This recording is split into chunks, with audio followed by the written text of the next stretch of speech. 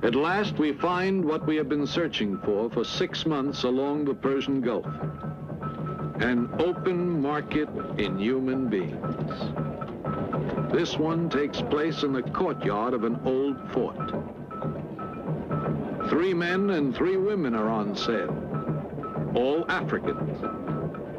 They appear resigned to their fate.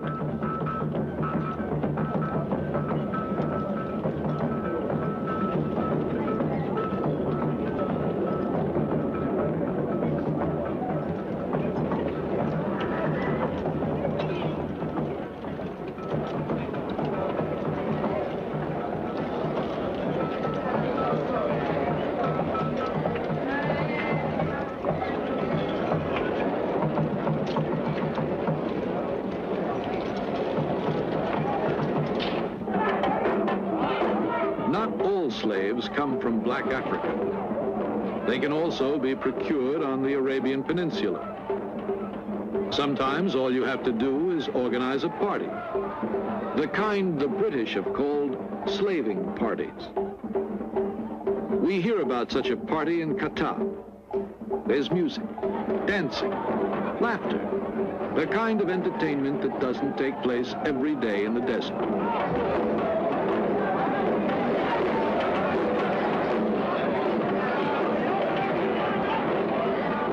The girls come out of the shelter of their homes. They arrive from nearby villages.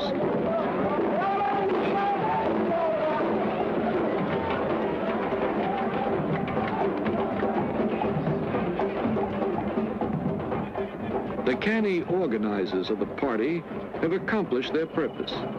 They can study the girls at their leisure, decide which ones they will try to buy from their fathers or their husbands, which ones they will have to kidnap. Slavery, we are told, has been abolished. In point of fact, it still survives. In a small villa on the outskirts of an African city on the Red Sea, he gathers the children of his prostitutes in what is officially called an orphanage. Actually, it is a training school for slaves. For the first few months, the mothers can visit their children. Then, the Greek takes over, rearing the children and training them until they are old enough to be of commercial interest to the traders of the Middle East. Prices vary according to age, color of skin, and the work the child is intended for. An attractive half-caste girl of 12 may be worth as much as $5,000.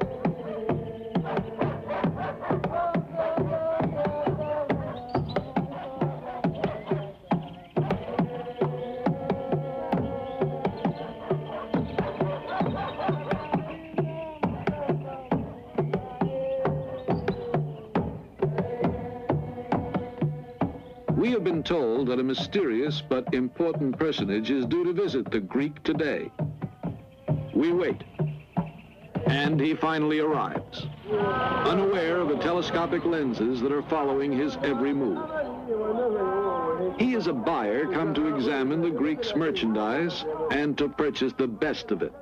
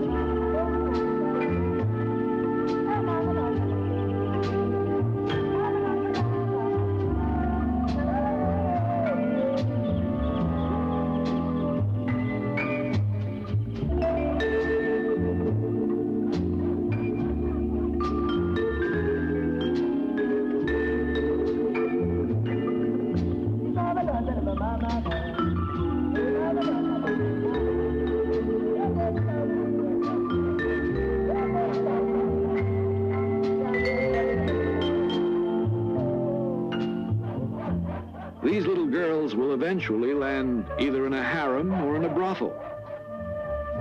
If they look happy at the prospect before them, it is because their training under the Greek has led them to expect a life of wealth and ease and love.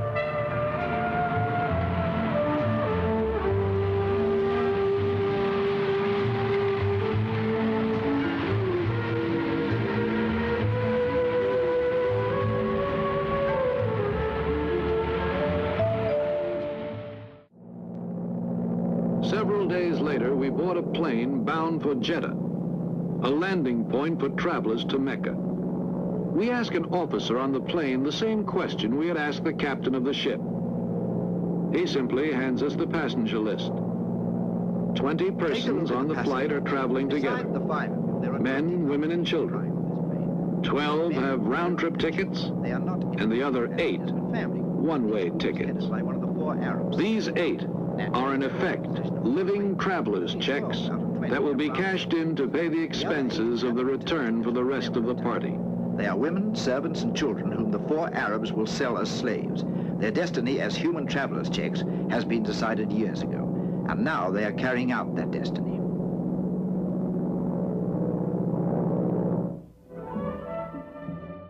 Kuwait, with a population of scarcely 300,000, takes in close to $3 million a day in oil royalties. Not that these millions are allowed to trickle down, but to raise the standard of living of the people, of the Fellahin or the Bedouins.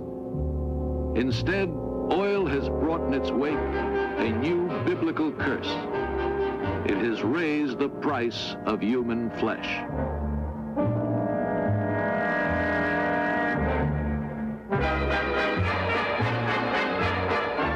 Storage tanks and pipelines add a new and modern decorative touch to the vast emptiness of the desert.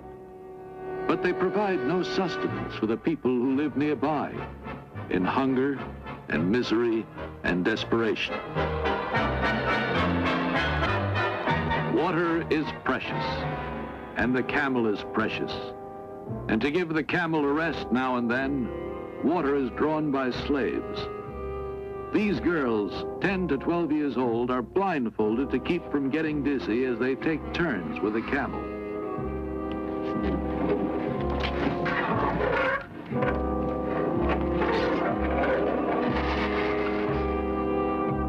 The most modern equipment available is used to extract oil from thousands of feet below the surface of the earth. But water must be drawn by the effort of human slaves. For luckier children, there are model schools inside the palaces. The pupils pray before lessons begin. We are permitted to film the pupils as they come out of the royal school. More than 100, we are told, are children of the sovereign himself. Following them are the children of the princes and high dignitaries. They're clean, well-disciplined, happy children. But note that some of them do not carry books. These are children of the oil rich. Their books are carried by their personal slaves. Slaves received as gifts from their parents on their birthdays. Slaves who will grow up alongside their masters and serve as their personal gods. Most of these are children of palace slaves, and according to the law, they too are slaves.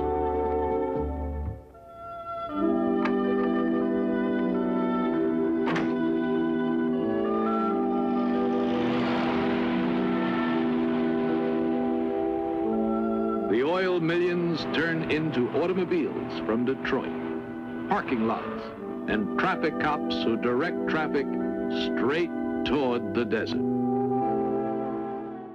We travel along the edge of the Sahara to reach the Peuls, a pastoral people once numerous and powerful, now reduced to a few thousand by mass raids of slave merchants early in this century. They no longer have any cattle of their own. The great herds they lead to pasture are owned by Arab merchants, and the Peuls are so impoverished that they willingly offer themselves in slavery to the owners of these herds. But since they cannot all be taken, The young shepherds show their masters which are the strongest and most courageous among them by submitting to flagellation. The herd owners gaze impassively on the scene, enjoying vicariously the sadistic action before them, and knowing that the strongest will survive.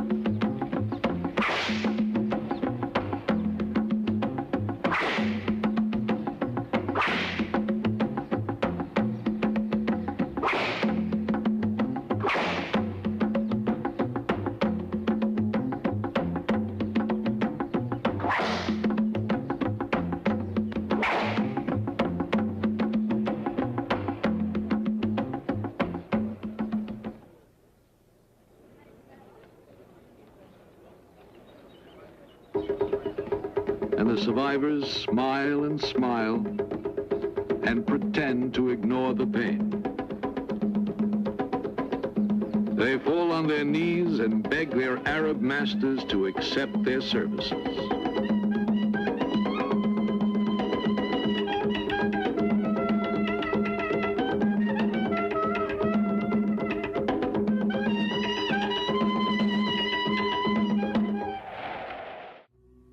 West to east, across the heart of Africa to Arabia. This is the great highway of slavery. Across these desert trails, we took our cameras for thousands of miles in search of secret caravans. The governments of the young African republics are doing everything in their power to wipe out the slave trade. Every day, military units on camels check the border zones. They pursue the caravans and examine the documents of the desert buses. Any of these may be engaged in the slave trade. On the border of Chad and the Sudan lies Fada, the base from which the camel patrols set out. Helicopters keep watch along the border. And we have been permitted to accompany the police on one such inspection. Yesterday, pilots spotted several caravans heading toward the wells of Kairouan, the only wells within a radius of 200 miles. All caravans leaving Chad to enter the Sudan must stop there to take on water after checking in at Fada. One caravan that suspiciously avoided Fada has moved into the throat of Kairouan, a bottleneck deep in the mountains of Enedi. Water surging from the springs here cannot evaporate because the high mountain walls keep out the sun's rays.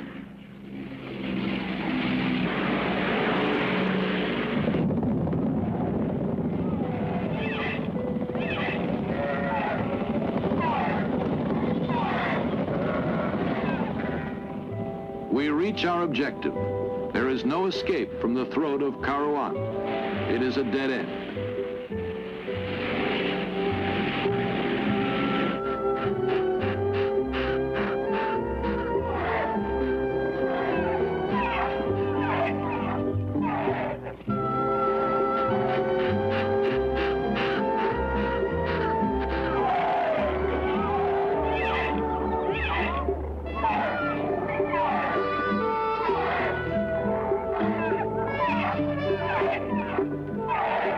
At first, this caravan looks like any other moving from place to place. Camels line up for a drink. Bedouins sit motionless, impassive. The police approach with their interpreter and get permission to search the merchandise.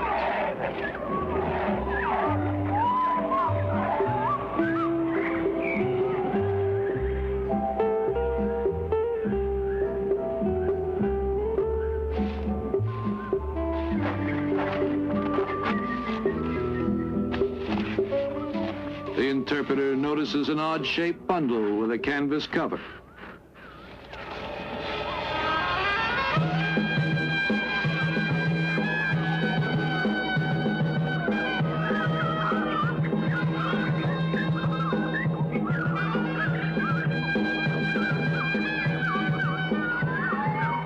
Where were they taking these children? What market were they headed for? The slave dealers won't talk. The children don't know. So the police are unable to find out, and they lose a possible chance of closing off one more market in human beings.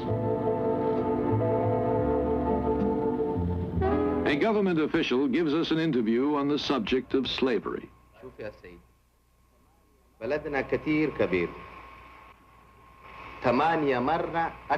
I can assure you, he says, that slavery does not exist in my country. The first official act of my government when it came into power was to draw up stringent laws against slavery. But our country is large, very large. Look at the extent of our borders. Our army and our police do everything in their power to patrol them. But it does happen that the law is violated on occasion. Can you tell me of a single country in the world in which the law is never violated?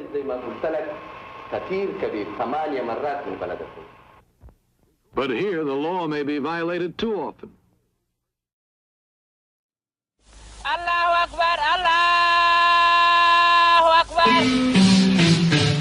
Mit Gebeten hat man sie gelockt. Die Araber bringen bereits im 7. Jahrhundert den Islam nach Afrika und mit ihm die Sklaverei. Denn wer kein Moslem werden will, wird als Sklave in die muslimische Welt verschleppt. 17 Millionen Schwarzafrikaner trifft dieses Schicksal. Die Geschichte dieses Menschenhandels ist in Afrika bis heute ein Tabu. Tidiane Ndiaye bricht das Schweigen. Der senegalesische Anthropologe fordert, die Sklaverei der Moslems endlich aufzuarbeiten. In seinem Buch »Der verschleierte Völkermord« beschreibt Ndiaye dieses wenig erforschte Kapitel der Geschichte. Der muslimische Sklavenhandel war der längste in der Geschichte der Menschheit. Er währte 13 Jahrhunderte und hatte viel mehr Opfer als der Sklavenhandel nach Amerika, der 400 Jahre dauerte. Und das Traurigste daran ist, dass die meisten der Verschleppten unglücklicherweise keine Kinder bekommen konnten, weil sie kastriert wurden. In die arabische Welt, in die Türkei, nach Persien und nach Indien werden die Schwarzafrikaner verschifft. Oder sie werden durch die Sahara nach Nordafrika getrieben. Viele sterben schon bei den Überfällen auf die Dörfer, viele an den Strapazen des Transports. Wer auf den Sklavenmärkten ankommt, wird kastriert. Laut Ndiaye überlebt nur einer von 5 diese gefährliche Operation. Die grausame Prozedur trifft alle, die Männer, die auf Plantagen oder im Bergbau schuften, ebenso wie die, die im Haushalt arbeiten oder die Harems bewachen. Diese Eunuchen findet man noch Anfang des 20. Jahrhunderts. Die Araber und die Nordafrikaner waren Rassisten. Sie verachteten die Schwarzen. Deshalb wollten sie nicht, dass sie in ihren Ländern Kinder zeugten. Das erklärt, warum es dort heute keine starke schwarze Diaspora gibt wie in den USA, die eine Aufarbeitung dieser Geschichte fordert und eine Wiedergutmachung. An die Sklaverei der Europäer wird auf der senegalesischen Insel Gorée erinnert. Hier wurden Tausende eingepfercht und nach Amerika verschifft. Solche Erinnerungsorte forderten Ndiaye auch für den brutalen Menschenhandel der Moslems. Der ist für ihn ein Völkermord, denn ein Volk von Kastrierten kann keine Nachkommen zeugen und stirbt zwangsläufig aus. Die Versklavung geschah übrigens im Namen Allahs. Der Koran hat die Sklaverei niemals unterbunden. Im Gegenteil, es gibt viele Stellen im Koran, die die Versklavung von Nichtmuslimen empfehlen.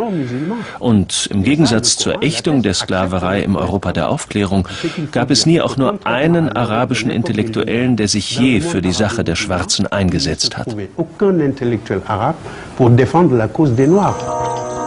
Im Sudan rufen die Araber schon im 7. Jahrhundert den Dschihad, den heiligen Krieg gegen die Schwarzen aus. Noch heute werden hier Tausende von ihren eigenen Landsleuten versklavt. Viele Afrikaner beten in Moscheen, obwohl ihre Vorfahren im Namen des Islam geknechtet wurden. Über Jahrhunderte wurden afrikanische Könige gezwungen, sich dem Islam zu unterwerfen und noch dazu Sklaven als Schutzgeld auszuliefern. Durch die Islamisierung wurden die afrikanischen Könige zu Mittätern. Wer sich dem Islam unterwarf, konnte der Versklavung theoretisch entgehen. Wer kein Moslem werden wollte, sollte gezielt gejagt werden. Das war der Grund für die Kollaboration und das entfachte viele Kriege zwischen den afrikanischen Völkern. Die Europäer schauen bis ins frühe 20. Jahrhundert zu. Obwohl sie den Menschenhandel längst verboten haben, dulden ihn die Kolonialarmeen vor Ort.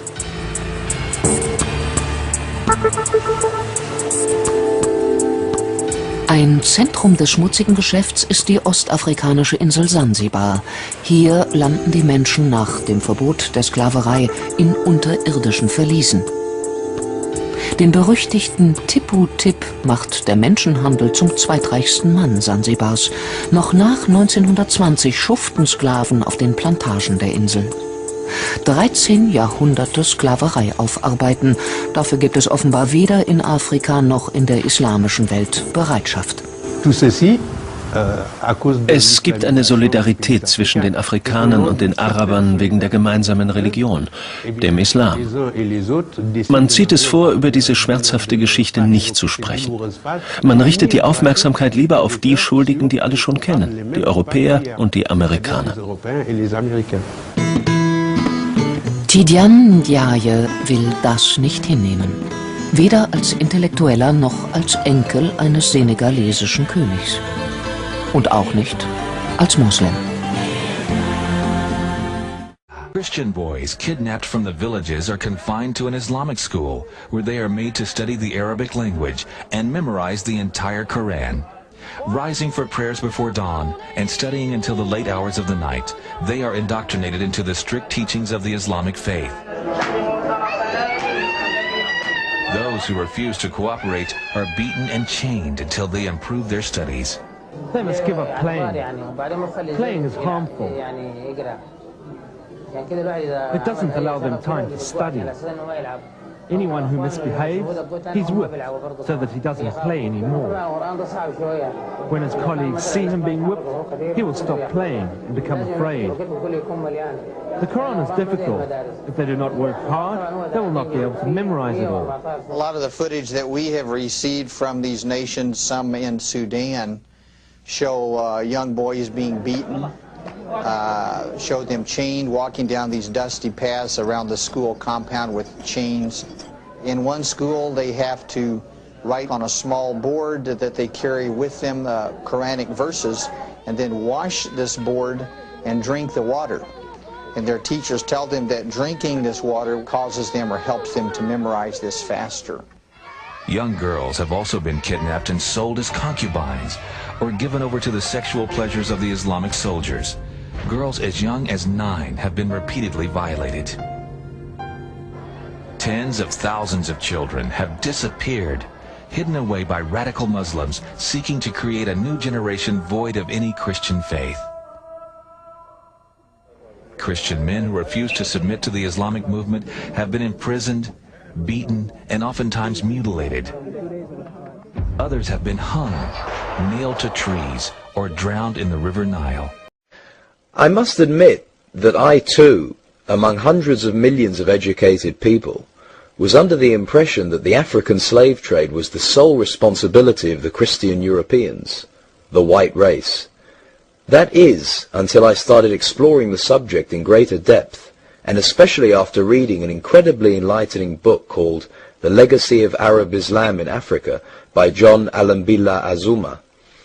My whole perspective and understanding has changed dramatically, and I would like you to tell us more about this subject. The success of Muhammadan Islam in deceiving, misinforming, deforming, and contorting both history and reality over a period of almost 1400 years has been astounding.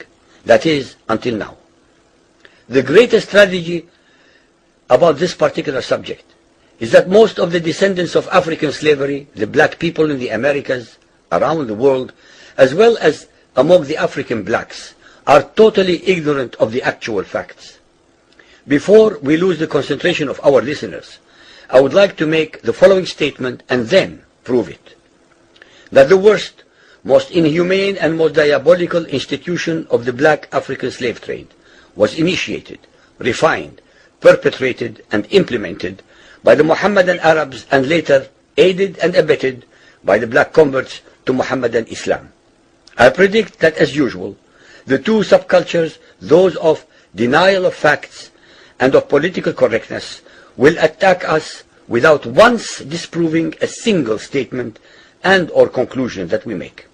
Slavery was not created by the white races, because it has existed throughout human history and practiced by every tribe, culture, civilization, racial group and religion. In fact, the very word slavery has its root in the name Slav, based upon the Slavic peoples of Europe who were subjugated by other Europeans. It is not common knowledge that the Arabic word abd is synonymous with the meaning of slave.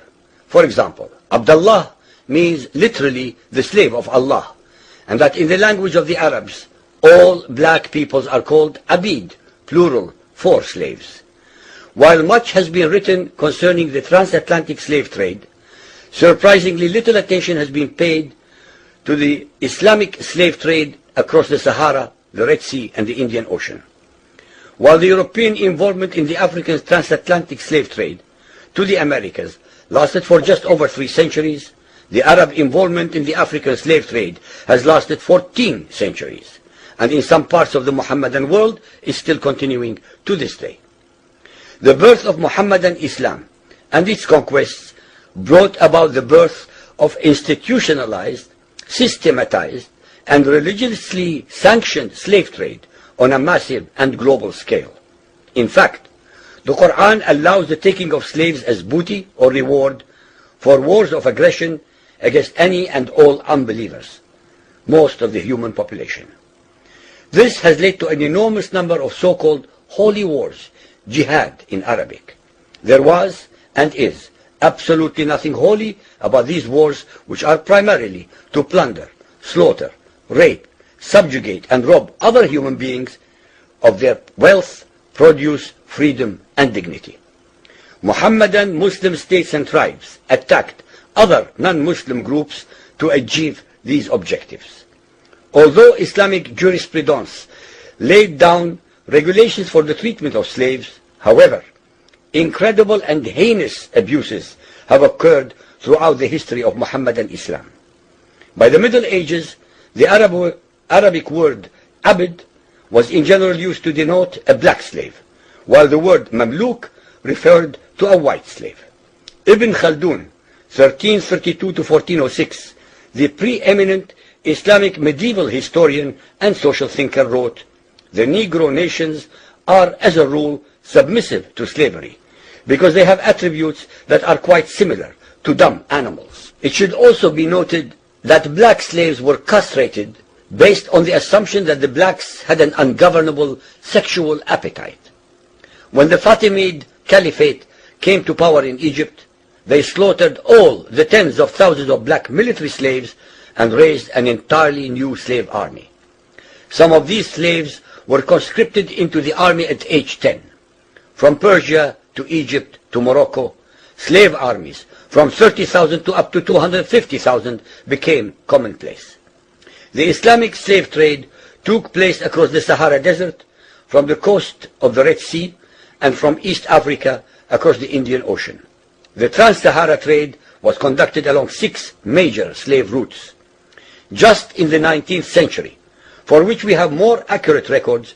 1.2 million slaves were brought across the Sahara into the Middle East, as well as a further 450,000 down the Red Sea and 442,000 from the East African coastal ports. That is a total of 2 million black slaves just in the 1800s. At least 8 million more were calculated to have died before reaching the Muslim slave markets. A comparison of the Islamic slave trade to the American slave trade reveals some extremely interesting contrasts. While 2 out of every 3 slaves shipped across the Atlantic were men, the proportions were reversed in the Islamic slave trade. 2 women for every man were enslaved by the Muslims. While the mortality rate of slaves being transported across the Atlantic was as high as 10%, the percentage of slaves dying in transit in the Trans-Sahara and East African slave market was a staggering 80 to 90%.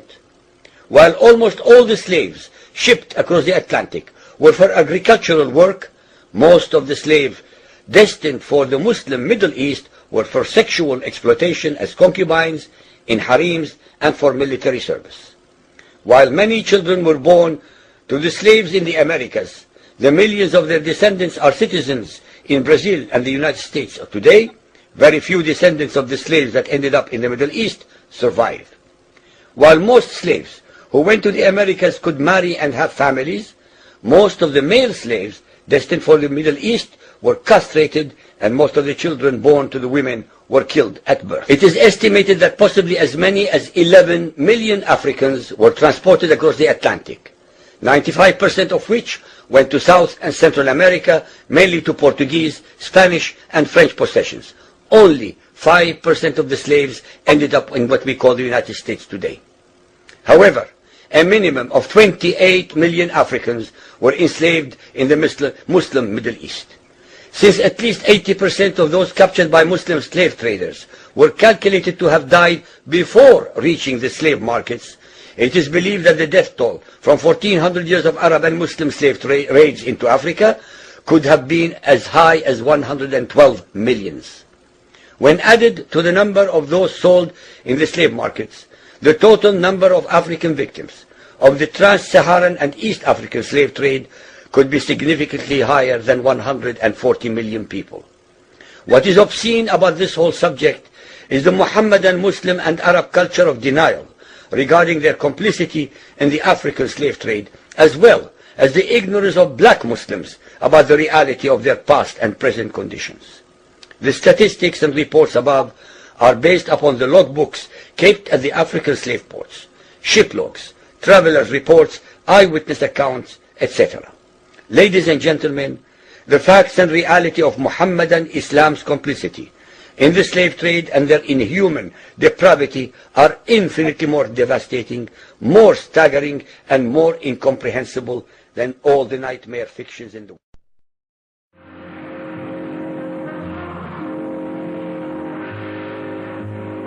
In Chad, a young woman is sold into marriage by her father for 100 salted loaves.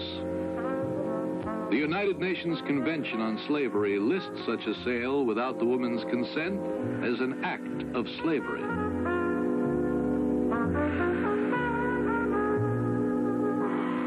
In the Volta Republic, 4 women may be worth a horse with harness. But they must be young, beautiful, and well-dressed.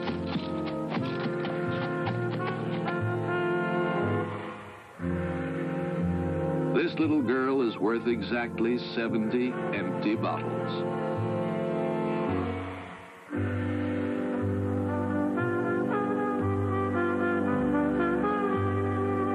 Even if she could read the United Nations Convention, it would hardly be of any help to her. Nor would its provisions against mutilating, branding, or otherwise marking a slave help this woman, dressed in rags, who totters along with her ankles in chains among the crowds in a large city. This is Porto Novo, capital of Dahomey. We are going to a fishing village on the lagoon of Cotonou in Dahomey. This lagoon has a lovely fairy tale look, and its inhabitants contribute to the fairy tale quality as they gracefully toss their fishing nets onto the waters. But there is nothing of the fairy tale about the harsh struggle for existence of the people of this village, who live exclusively on the fish they are able to catch in the waters that surround their stilt-propped homes.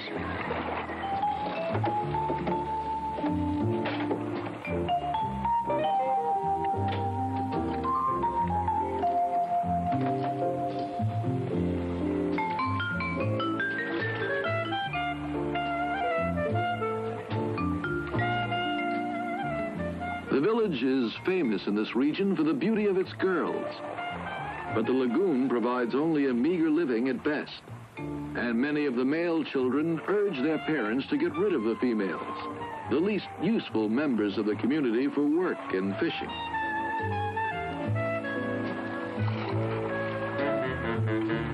Whenever one of the girls disappears, they say that the crocodiles have kidnapped her. The fishermen believe that these crocodiles are the incarnation of their ancestors, and they are therefore held to be sacred. The children look upon them as close relatives.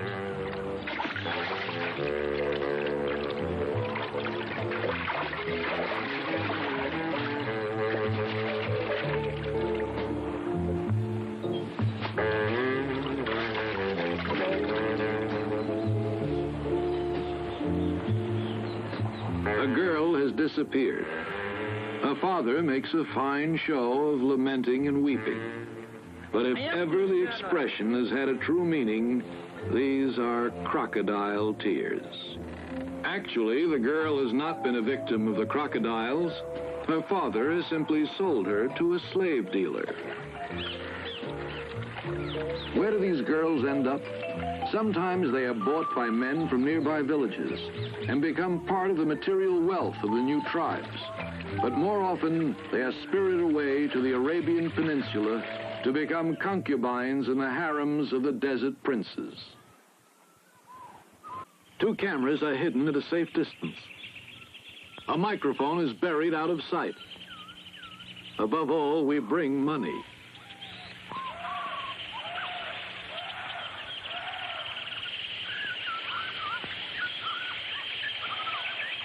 We don't have to wait long.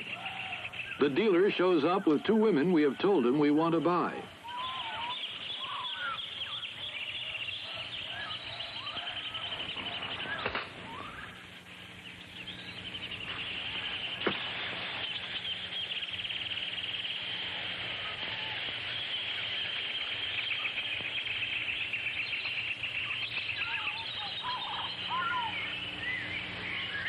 How do you do? How do you do? Fine. What is the name of this one? This is Margaret, and this is Mary. 300 pounds, 300 pounds. Can you see? Fine. The experiment has succeeded. We set our slaves free, seek a new master, if they are to survive.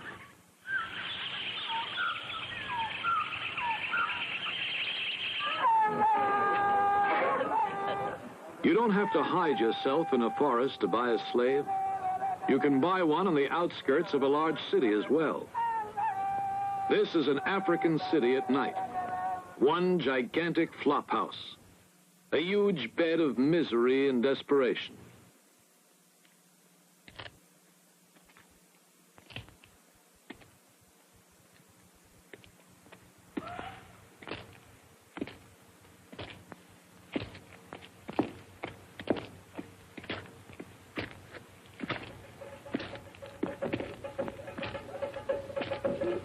We have been told of a house that sells its merchandise to the biggest traders in Eastern Africa.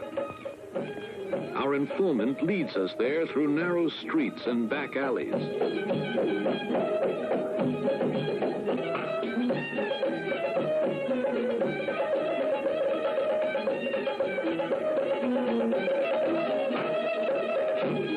Then we watch a girl being bargained for by a rich merchant passing through town.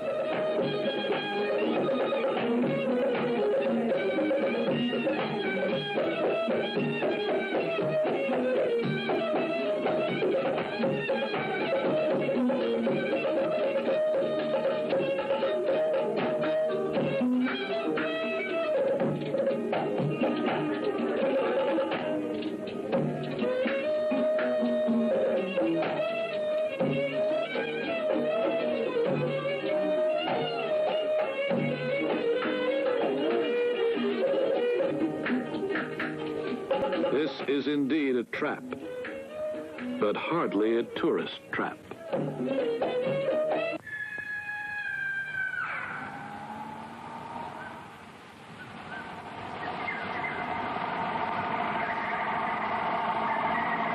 We are in the neighborhood of the oasis of Ahila, on the edge of an airfield abandoned after the war. An old plane lands, and simultaneously a truck emerges from the darkness.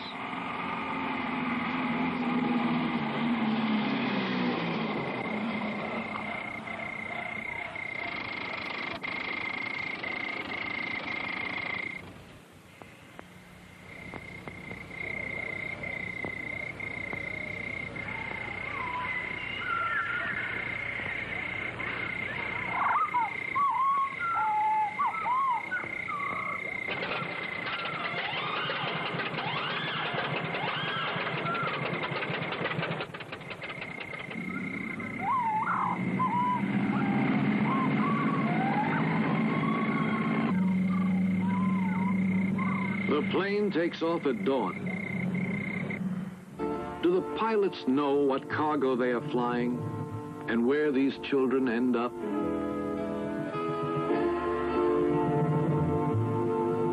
We find our answer. Great opportunity for the slave traders lies in the pilgrimage to Mecca. Mecca is the heart of Islam, and Islam is the third religion in the world.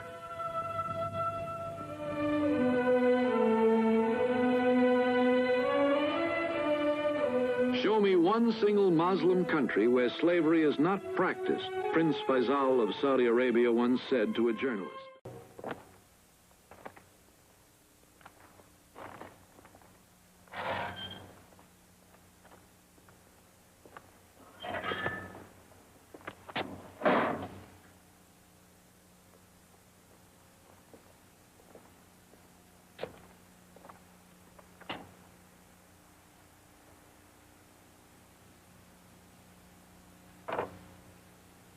We are sorry to have to drag the United Nations into it again, but there is something we must add. We have the evidence of this British officer, Lieutenant Marlon Steele of the 37th Military Police District of Maridi. On the morning of May the 6th, 1963, 5 Kivu slave traders were arrested. They are guilty of having used these instruments of torture on 15 Bakudo children so as to reduce them to such a pitiful physical condition as to arouse the generosity of the passers-by.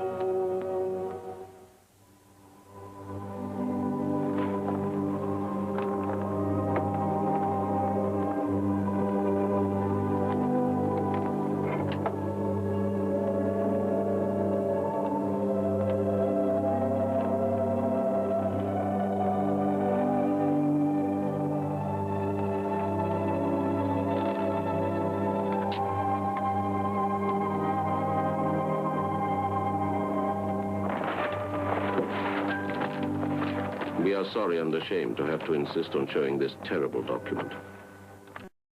This young British officer who is collecting evidence is sorry and ashamed too, but it is his duty. Just as it is our duty and that of the whole civilized world, or the world that calls itself civilized and feels smugly at peace with its conscience and with God, to consider this an accusation, to stop this cruelty.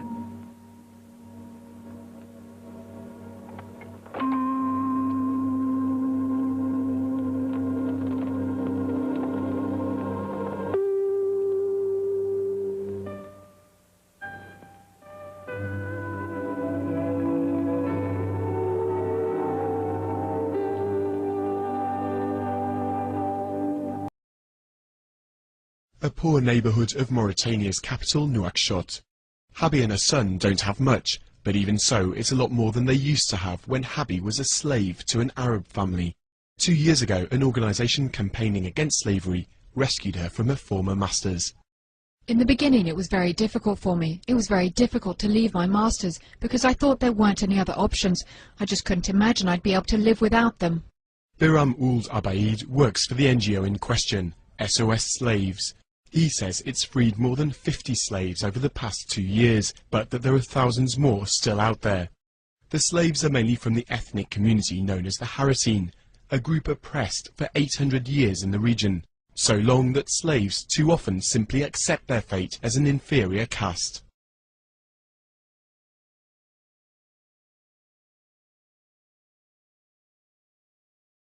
When you talk about slaves in Mauritania, you're talking about people who were born slaves. That means who work with no salary, who have no rights with their children, no right to education, and if it's a woman, she must sleep with her masters at their will. Messaoud Ould Boulker is ethnically a Haratine. He's a candidate for the presidential election and has risen to be president of the National Assembly, a first for his community. He's frustrated about the lack of progress. Just because I'm president of the National Assembly doesn't mean that the problems of my community are therefore resolved, or that there's even been any evolution. On the contrary, we're doing everything for the concrete cases of slavery which are on the way. People can't accept the fact that the government is treating these cases as slavery. Slavery was officially outlawed in Mauritania in 1981, but it only became a crime to own slaves in 2007. Theoretically, the offence holds heavy punishment, but in reality, nobody has so far been sentenced. Habi and her son might have been spared from their lives as slaves, but thousands of others haven't yet been so lucky. These ruins are all that's now left of the village of Niamlel in southern Sudan. Like many predominantly Christian villages in this area, it's been looted by Sudanese Arab militias from the Muslim north. They carry out regular raids on the Dinka tribespeople. They're supposedly freelance robbers, but the village is on the front line of the war between north and south. The Muslim government appears to turn a blind eye. This family says they've been left with nothing after the Arabs carried off goats and cattle and then burned the village.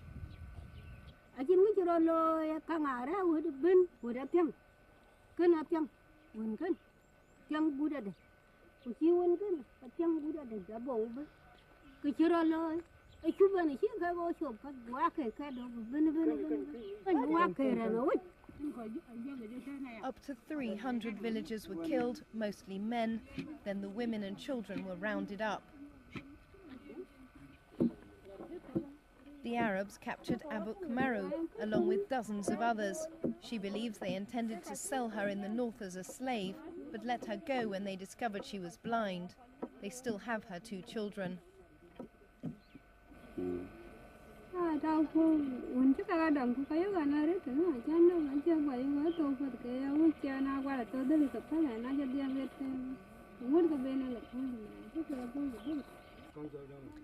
Akai Barjok was captured in the same raid along with her 3 children. She was rescued by her husband, who undertook the dangerous journey to the north, where he found his whole family had been sold into slavery.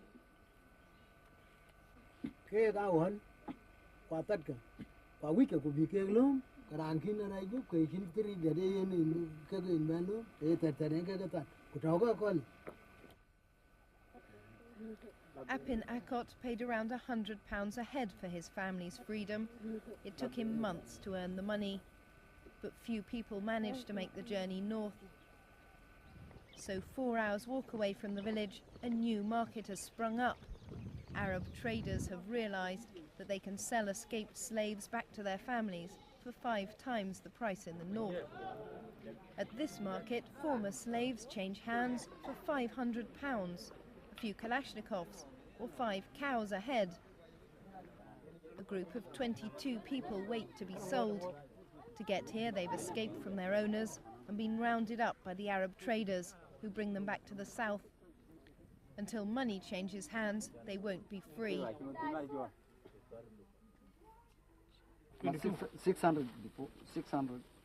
600,000 was 12. 22. The practice has disturbed some Arab merchants.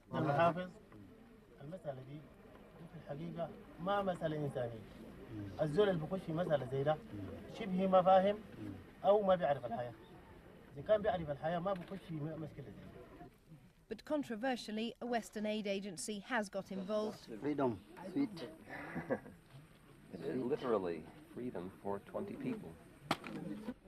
These children are being bought back with money supplied by Christian Solidarity International. Here, it's handing over £10,000 to a slave trader.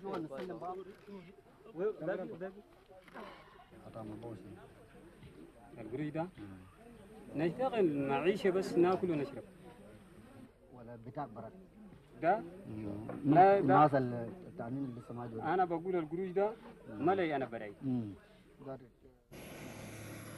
The charity made a clandestine visit to the area, which is closed to aid workers. Baroness Cox, the British Conservative peer, defended the programme. You came here and you saw families whose children were enslaved, families who've lost everything. They've lost their livestock, they've lost their means of living, and they have to raise the equivalent of 5 cows to buy their child back. Would you leave those children in slavery if you could actually enable the local people to redeem their own children's freedom? The practice of taking slaves has flourished during Sudan's civil war. Niamlel village is close to the Sudan People's Liberation Army, fighting government forces in the north. It's alleged that the government is training and even arming the Arab looters to further its military goals. They are practicing the slavery and they are killing people, innocent people, without any reason. If they want to crush us, they should fight us alone without killing and abducting people and practicing slavery. In a situation of war, it is likely some mistake may take place, but I can assure you it is not a policy, and we challenge those evidences which they have support to bring it to us, to take them to our appropriate authorities, and we can assure you we can respond to them. People like Alouat Majok may provide that evidence. She became a slave as a child. Her baby is the result of a rape by her Arab master and bears his name.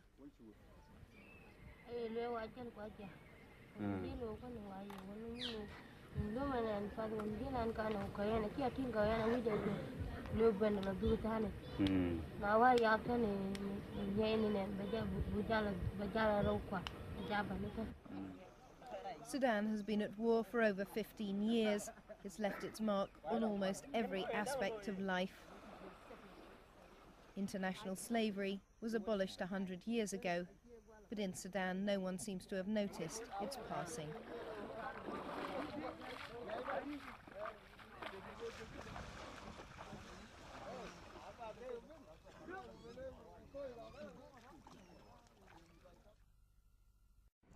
The first colony the Arabs founded in Africa was in the Dahlak Islands in Eritrea, and the Arabs developed a large slave trade to feed the insatiable demands of the Basra salt and soil reclamation projects around Basra in Iraq, where the delta, where the Tigris and Euphrates enters the Persian Gulf. This is also Muhammad's time, 7th century. Yes. This was the rise of the Arab Empire that became, an international empire. But the first 250 years of the Arab Empire saw a large, massive slave trade where they were going into East Africa and taking slaves. If you read the classic Arab scholars like Ibn Khaldun and Al-Masudi and even Ibn Battuta, they speak of these massive concentrations of African slaves in Iraq. They were called the Zanj, as in Zanzibar or in Tanzania. The Arab word for Africans was Zanj, Z-A-N-J.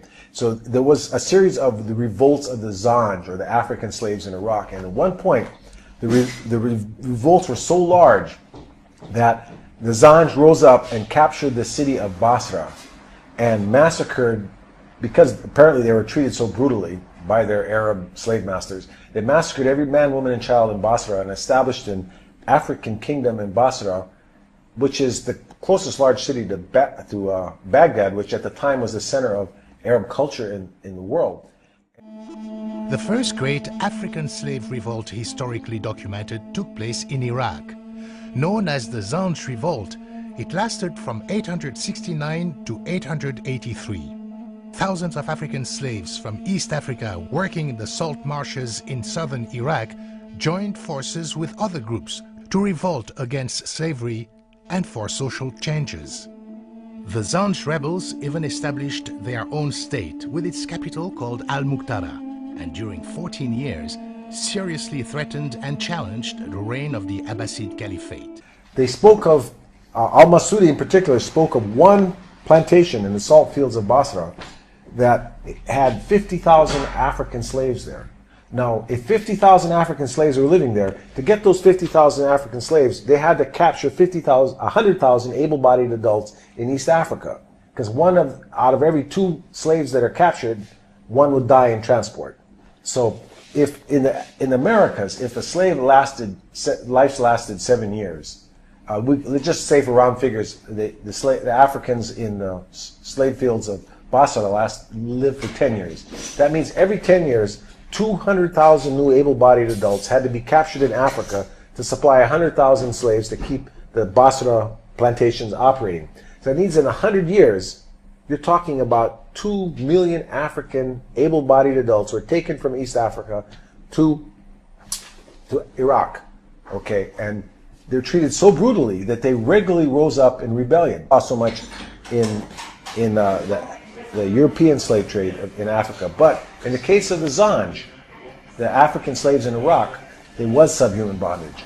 And that if you read the Arab writers, the description of the African slaves, where they spoke of them having large sexual organs, of smelling bad, of being thieves, of wanting to rape their women, of being dishonest and lazy. Which I did in the University of Birmingham, UK. And I wrote the book because there was very little writing on some of the themes that I wanted to address, that I address in the book, having to do with the theme of Islam's interaction with African traditional religions, the whole history of jihad in West Africa, and as part of that, a very important part of that, the slave raiding and the slave trade that happened within West Africa by Muslim communities. That was why I wrote the book, because not many had written on these kind of themes in Islam history in West Africa. Now, I'd like to look at one of the topics in your book, the topic of colonization. We know that the Christian West colonized Africa. The West has acknowledged this and is self-critical in this regard.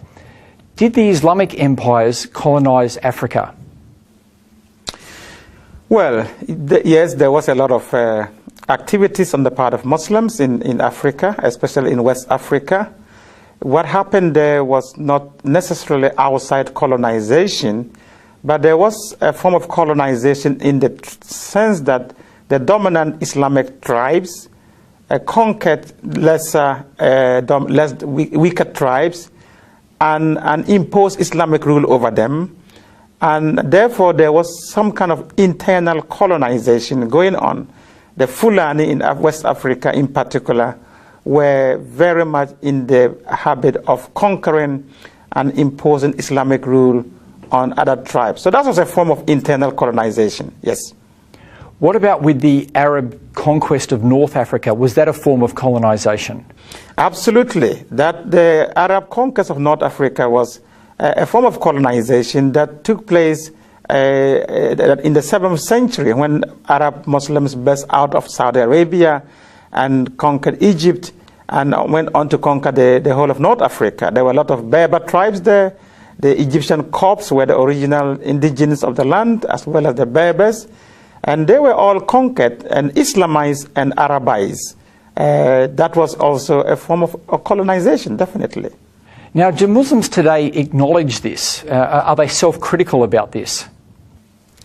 Not to the extent that the West has become very critical. In fact, many Muslims don't even admit that there was any form of colonization. Even though if you talk to the Berbers, and let's be also aware that many of the Berbers have become Muslim, the Berbers will tell you they have been colonized. They have been, there's been Arab imperialism. The same thing in Egypt. The Copts know that they are the original, the indigenes of the place. They feel like they have been colonized. The same thing will happen we talk to Sudanese. They will tell you that Sudan was colonized by Arab Muslim invaders. So yes, they will not admit it, but there is that kind of history there. Okay, thanks for that. I want to move on to the topic of slavery now. Did the Muslim empires practice slavery? Absolutely. Slavery was a very important part of Islamic expansion in West Africa, and in fact in the Sudan, and from the very earliest period of Islamic penetration into Africa. It started by buying, purchasing slaves and trading in slaves, and then it went on from purchasing to raiding for slaves and capturing slaves deliberately, especially mainly black Africans, and transporting them into North Africa and into Saudi Arabia, the Arabian Peninsula, and onwards to the Ottoman Empire to Turkey. So slavery was a very endemic part of Islamic interaction with Africa. And in West Africa, the jihad's period of the 18th and 19th century involved massive slave raiding and slave trading. And many of the slaves that were captured and sent and sold and taken into the transatlantic slave trade, most of those who were doing the raiding at the time were Muslim communities. Because they were the dominant tribes. So a lot of that happened. That is not to say that non-Muslim communities were involved in raiding, but the dominant tribes were the Muslim communities that were doing the raiding at the time. The treatment of slaves is a topic that you bring up in your book. Can you talk about some of the differences in the way that slaves were treated in the Western world compared to in the Islamic world? Yeah, one of the themes I explored in my book is this perception that Muslims treated their slaves much more humanely than the Western slave trade. And what I found out in my own research was that that is not necessarily the case, and that there were very harsh treatments of slaves by Muslim groups. It was just a done deal at the time. And one of the key differences I looked at in my book whereas slaves taken to the West were able to marry and reproduce and have their families, and you can still find large populations of African Americans today in North America and in the Caribbean, you go to the Islamic world and you find very few black remnants of the slave trade, which was very massive. And one of the reasons is that many of the male black slaves taken into the Islamic world were castrated as eunuchs, which meant that they could not, of course, reproduce. And the other factor is that many of the women were taken as concubines by their slave masters, and they gave birth to mixed races, and they were very much absorbed into the society. So you don't have black slave kind of descendants in the Muslim world as you would in North America, and part of the reason is the castration and the way the slaves were treated. Did the Islamic world abolish slavery? Slavery persisted in Islamic countries far, far longer than it did in the West. The West abolished slavery long before the Islamic countries ever abolished slavery. And they did so under a lot of pressure from colonial governments and from Western governments and from all kinds of activist groups. And in fact, the Saudi Arabia, for instance, abolished slavery in 1961 or 1960 thereabout, whereas Mauritania abolished slavery in 1981. And these were done on paper, and a lot of it is still being done. In practice, there are still a lot of slaves in Muslim countries. And Sudan, during the Civil War, there was a lot of slave raiding going on, done by the Arab Muslims in the north against the enemies and the Christian Africans in the south. So even up to the 90s and this century, there was still capturing of young African men, boys in the Sudan for sale. So slavery continues, even though it has been abolished on paper in many Muslim countries. I often hear Muslims talking about the golden age of Islam, and they look back to this as the time when Islam ruled, and this is the golden period that they look back to. What's your understanding of the golden period, the golden age of Islam? Yeah, it depends on which Muslims group we are talking about, but the golden age of Islam, many Muslims look back to the period between the 7th and the 9th century, when during the Abbasid Caliphate, or rather from the 9th century to around the 13th century, during the Abbasid Caliphate. They talk about it as the golden period of Islam. But if you look at that history, it is fraught with difficulties, with a lot of problems. Yes, a lot of progress was made under that period. There were times of very stable rulership. There were times of progress in terms of learning and science and exploration. There was a lot of that going on, but that does not necessarily, and that was the time that Islamic orthodoxy was formalized. So there were a lot of milestones within that period.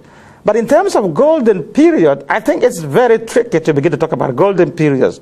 If we look back and look at how messy the whole situation was at that period and many other periods in Islamic history, just like many of the other empires. Yeah, because from what you were saying, it was a time of conquests, colonization and slavery as well.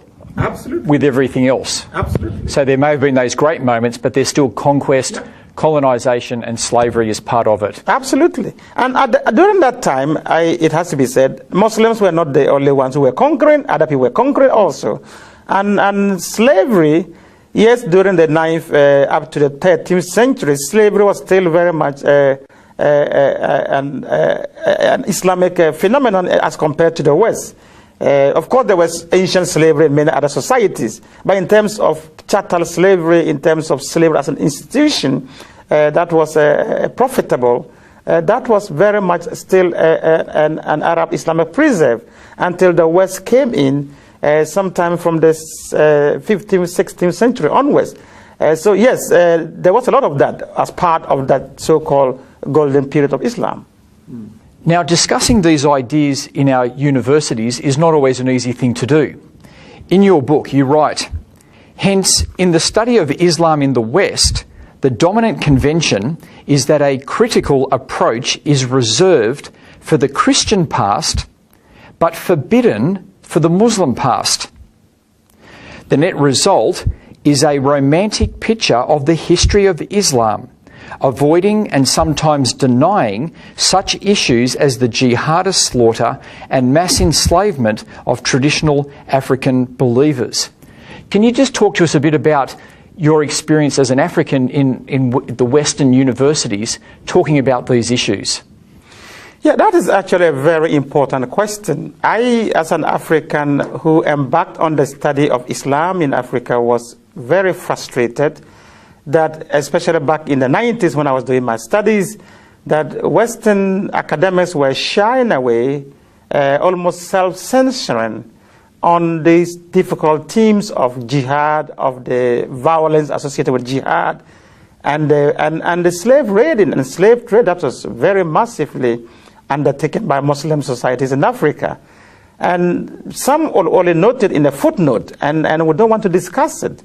And that was very frustrating. Meanwhile, they will go at length and talk freely and openly about the Western transatlantic dimension of slave trade. And so for me, this painting of a very romantic picture of the Islamic past in Africa was hindering interfaith dialogue and dialogue between Muslims and Christians in particular. And especially in a situation where the radical Muslim groups were laying claim to these histories, these romanticized histories that was written mainly by Western scholars, that they had a golden age of Islam in Africa that they want to return to. Unfortunately, many of the groups that we have today that are ideological Muslim radical groups, and even Boko Haram in Nigeria, are laying claim to some of these romanticized histories that has been contributed to by Western scholarship and academia on the West of Islam in Africa. And this is what I was trying to challenge and to raise questions about, that we have to paint a more realistic history of the past. Africans have to get a more holistic history of their past if we have to live together, have meaningful dialogue between ourselves as Muslims and Christians. So what do you think is the way forward? Yeah, I explored in my book, the reason why I wrote this book was not to be polemical against Islam or anything of that sort. It was simply to say to African Muslims, my co-Africans, fellow Africans, that look, both on the Islamic and Christian fronts and on the past, we have difficult histories with the way these traditions interact with Africa. So we need to take both histories critically. We need to study the histories critically instead of denying and romanticizing one history. Because when we do that, we are not going to, unless we understand our past very clearly and honestly, we cannot move forward with any sense of integrity and mutual respect. So the whole idea is, how do we move forward? Let's have a much more critical discourse of our past, and then we can move forward with meaningful futures together. That's the only way to move forward in this. Thank you very much for talking with us today. Thank you.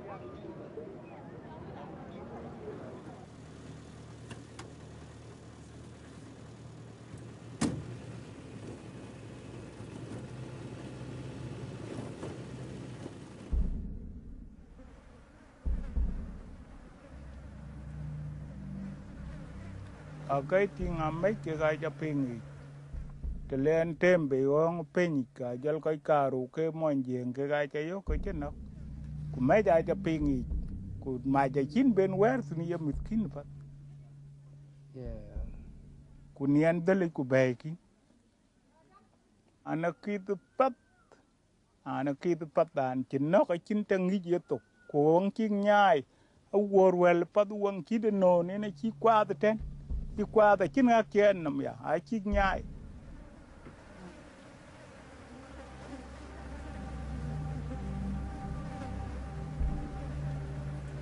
Sudan. Since 1952, this enormous African country has been struck by a civil war between the north and the south. One of the horrible consequences of this war is the revival of slavery. Kemen kakak, aci lebih yoga.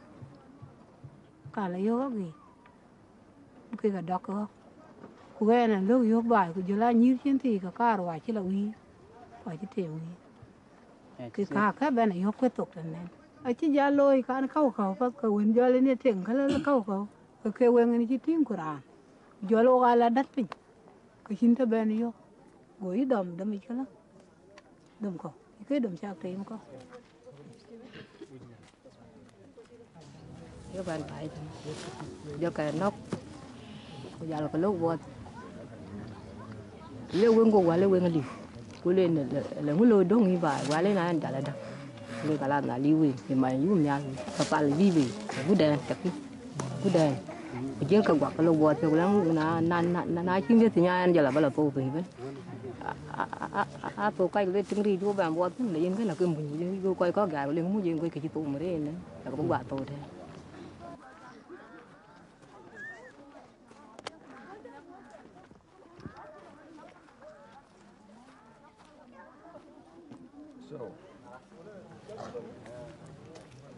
So there were, what, 414 slaves, so it's 20,700,000 Sudanese pounds that we owe you. Or put it in his, okay, that's 5 million, that's 5.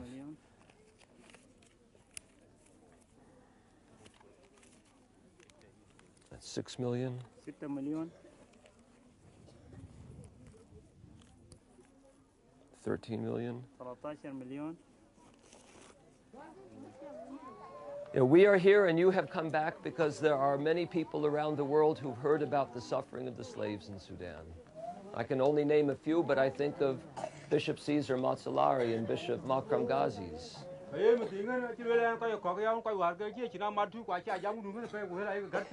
And so many people have not only felt bad in their hearts about the suffering, but they have felt that they must do something, and they've prayed every day, and they have given money.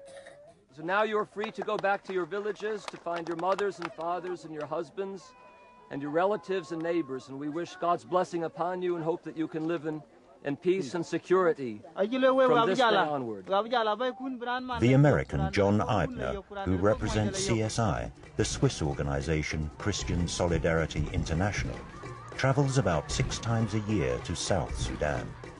During his visits, he buys back the freedom of women and children that have been enslaved. This is the wife of his brother, and this is his daughter. Ah, his daughter. And were they taken at the same time? The same day they were taken. The same day. When were they taken? And then last year. And Warawa? No, last year. It's not negative, but negative. Wato. And so, have you seen them since they have been back, or is right now the first time you've seen them? Right now. That was the first time. Very good. Well, we're very happy. No one knows exactly how many slaves there are in Sudan, but we have reasonably good estimates of the numbers, and we reckon that there are over 100,000 chattel slaves in Sudan. That is, slaves that are the private properties of private masters. And there are many more people who are subjected to slave-like conditions who have not been kept by private masters but end up in government-run concentration camps, which the government calls peace camps. Okay, Noor? Okay, shukran. Slave trading is a thriving business. Northern militias are raiding villages in the south for slaves, which they then take back to the north. They keep them in their households or sell them to other masters. A few Arabs in the north, so-called retrievers, are tracing the slaves and buying them. They then bring them back to the south, where these retrievers present the slaves to John Eibner, who is buying their freedom.